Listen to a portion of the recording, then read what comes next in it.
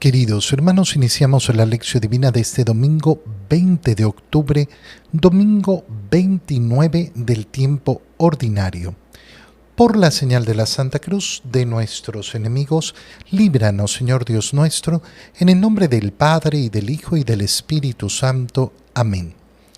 Señor mío, Dios mío, creo firmemente que estás aquí, que me ves, que me oyes.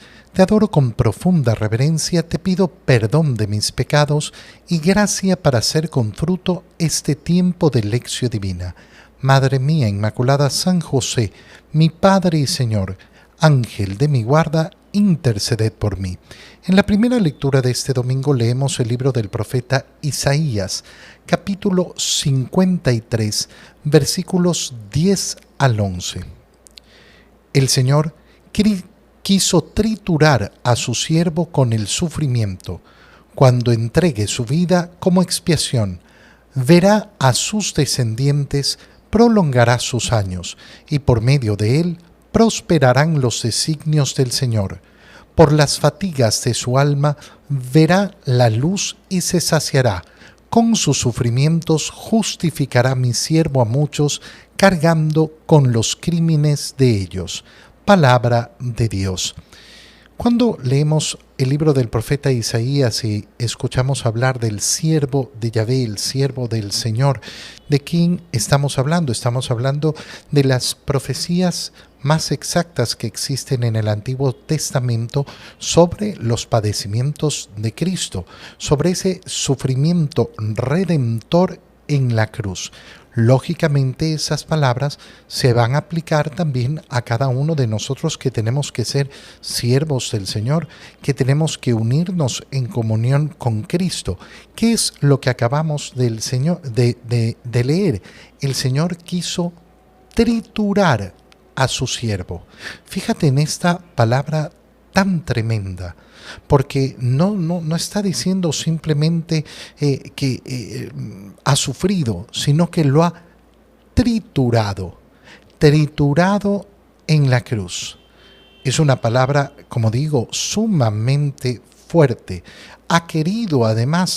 Quiso el Señor triturar a su siervo con el sufrimiento. ¿Por qué ha querido? ¿Acaso porque quiere el sufrimiento de Jesús?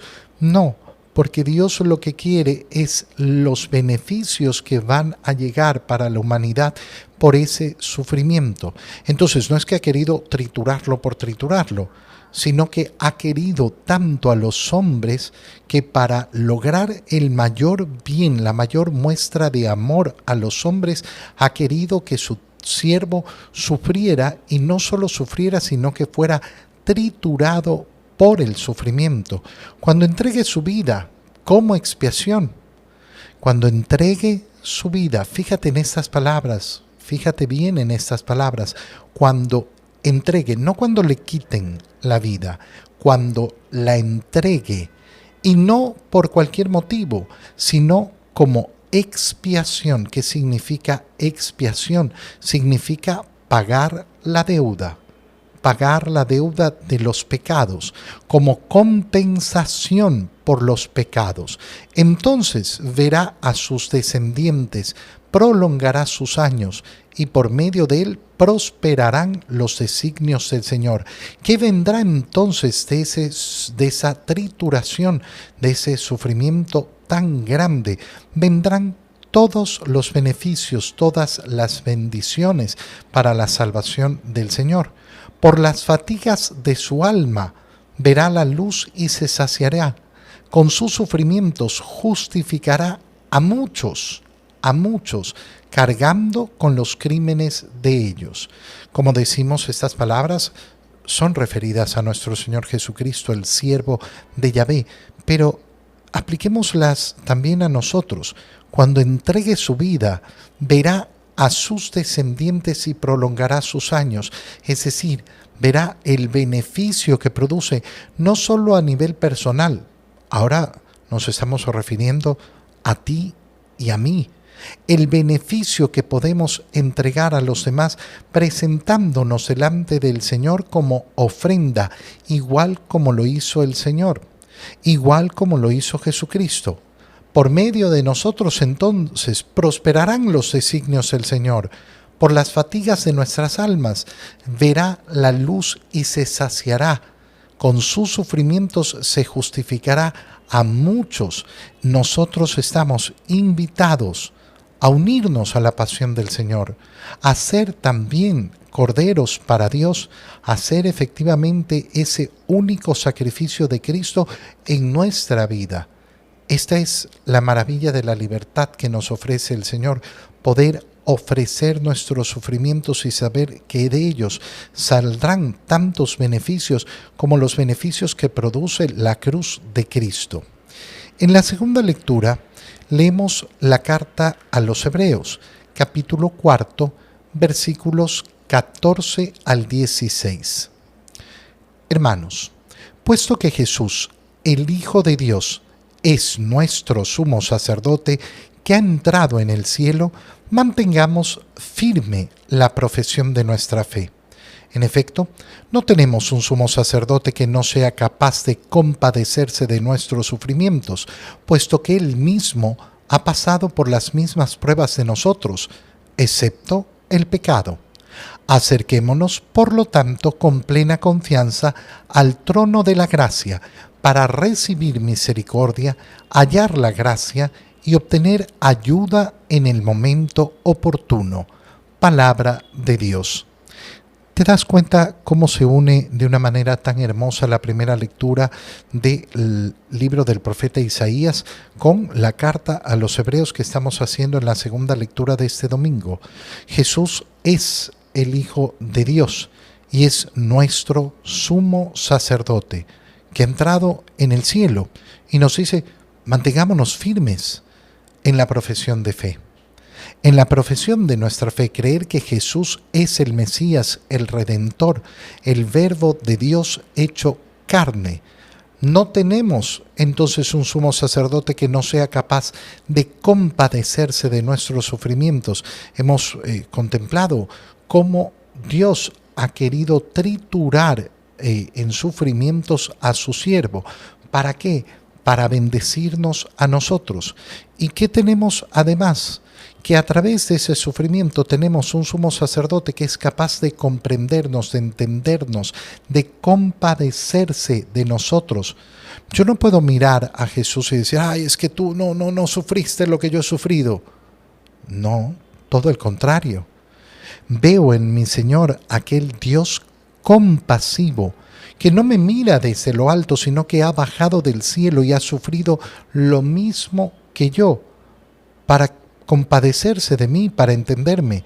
Y lógicamente, si yo entiendo esto, voy a querer vivir a la altura de Él.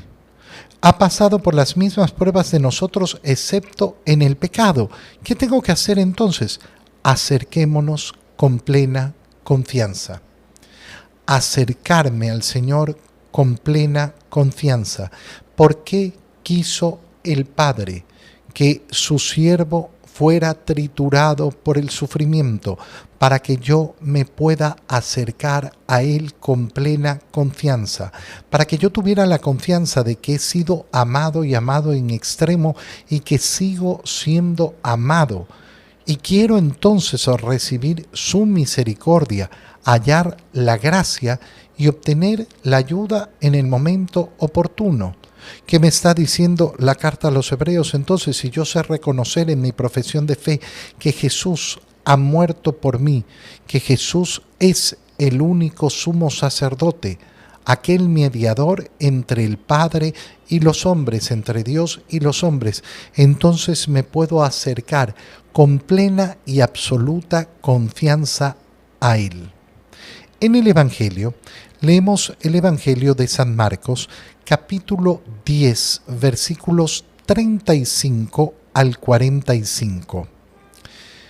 En aquel tiempo se acercaron a Jesús Santiago y Juan, los hijos de Zebedeo, y le dijeron, Maestro, queremos que nos concedas lo que vamos a pedirte. Él les dijo, ¿qué es lo que desean? Le respondieron, concede que nos sentemos uno a tu derecha y otro a tu izquierda cuando estés en tu gloria. Jesús les replicó, no saben lo que piden.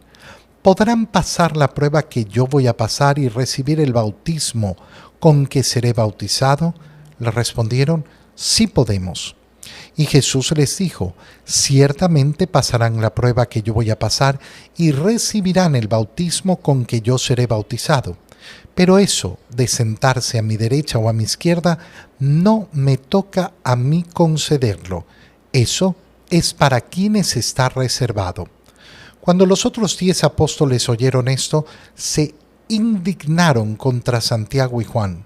Jesús reunió entonces a los 12 y les dijo, ya saben que los jefes de las naciones las gobiernan como si fueran sus dueños y los poderosos las oprimen. Pero no debe ser así entre ustedes. Al contrario, el que quiera ser grande entre ustedes, que sea su servidor, y el que quiera ser el primero, que sea el esclavo de todos, así como el Hijo del Hombre, que no ha venido a que lo sirvan, sino a servir y a dar su vida por la redención de todos. Palabra del Señor. ¿Te das cuenta cómo en el Evangelio se unen las dos ideas que hemos tratado en las lecturas anteriores? Es decir, cómo se marca toda la línea de la liturgia de la palabra de este domingo. Hemos dicho que en el libro del profeta Isaías se hablaba en primer lugar de ese deseo de Dios de que su siervo sea triturado.